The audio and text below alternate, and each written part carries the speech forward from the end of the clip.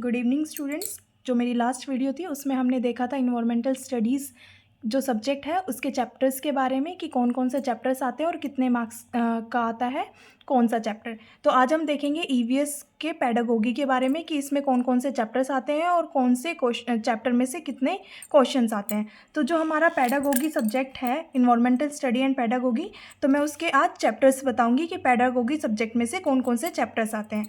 तो पहला जो चैप्टर है वो कॉन्सेप्ट और इन्वायरमेंटल स्टडीज़ का है, जिसमें से 2 to 3 क्वेश्चंस आते हैं। दूसरा जो चैप्टर है वो लर्निंग प्रिंसिपल्स का है, जिसमें से 2 to 5 क्वेश्चंस आते हैं। जो थर्ड चैप्टर है वो scope and relation to science and social science का है, जिसमें से 1 to 2 क्वेश्चंस आते हैं। जो फोर्थ चैप्टर है वो approaches and method of presenting concepts का है, जिसमें से 2 to 3 क्वेश्चंस आते हैं। जो हमारा फिफ्थ चैप्टर है वो एक्सपेरिमेंटेशन एंड एक्टिविटी का है, जिसमें से 2 to 3 क्वेश्चंस आते हैं।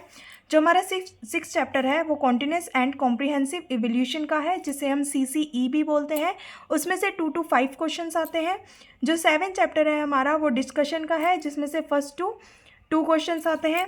8 चैप्टर में से हमारा टीचिंग एड्स एंड मटेरियल का है, जिसमें से 1 to 2 क्वेश्चंस आते हैं। जो हमारा लास्ट चैप्टर है वो problems of environmental studies teaching का है, जिसमें से 1 to 2 क्वेश्चंस आते हैं।